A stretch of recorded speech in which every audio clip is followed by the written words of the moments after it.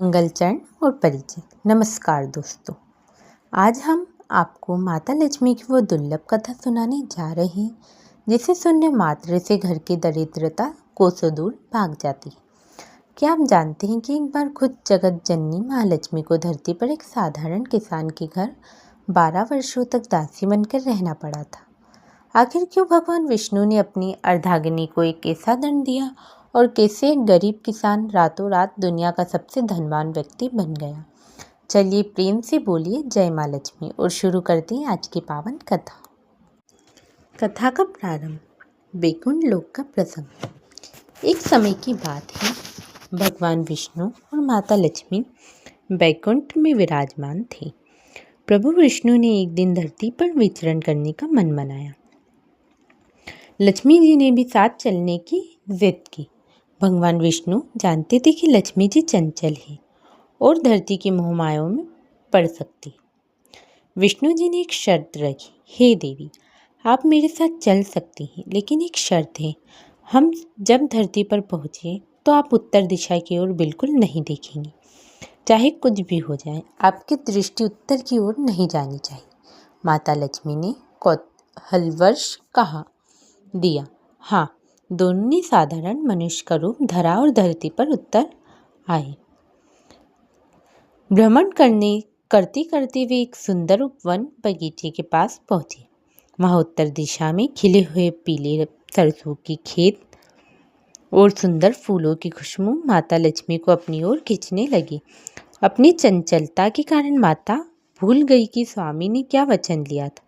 वे उत्तर दिशा की ओर बढ़ गई और उन्होंने वहां से एक सुंदर फूल तोड़ लिया। जैसे ही उन्होंने फूल तोड़ा, भगवान विष्णु वहां प्रकट हुए। उनकी आंखों में आंसू थे। प्रभु बोले, हे देवी, आपने बिना स्वामी की अनुमति के किसी के खेत से वस्तु उठाई है। यह चोरी का अपराध है और आपने अपना वचन भी तोड़ा है। अब आपको इसका प्रायश्चित करना होगा। जिस किसान के खेत से आपने फूल तोड़ा है, आपको 12 वर्ष तक उसके घर में एक दासी बनकर उसकी सेवा करनी होगी। इतना कहकर प्रभु अंतर्ध्यान हो गए और लक्ष्मी जी एक साधारण स्त्री के रूप में उसी गरीब किसान के घर पहुंच गई। किसान के घर में चमत्कार। किसान अत्यंत गरीब था।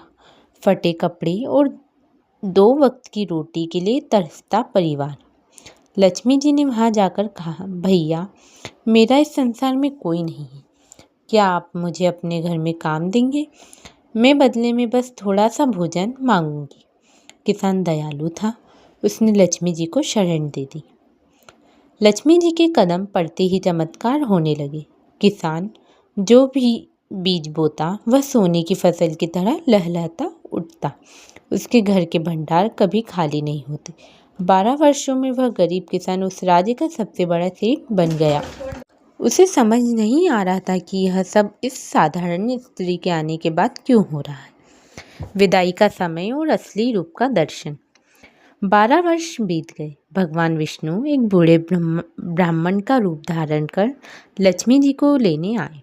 जब वे लक्ष्मी जी को ले जाने लगे तो किसान रोने लगा और उनका हाथ पकड़ लिया। उसने कहा, माँ, आपके आने से मेरे घर में बरकत आई। मैं आपको नहीं जाने दूंगा। तब माता लक्ष्मी ने अपने असली चतुर्भुज रूप के दर्शन दिए। पूरा घर दिव्य प्रकाश से भर गया।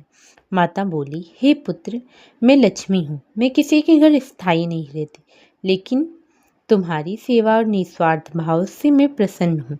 अब मैं जा रही हूँ, लेकिन यदि तुम हर साल धनतेरस और दिवाली के दिन मेरा पूजन करोगे तो मैं अदृश्य रूप से तुम्हारे घर हमेशा वास करूँगी।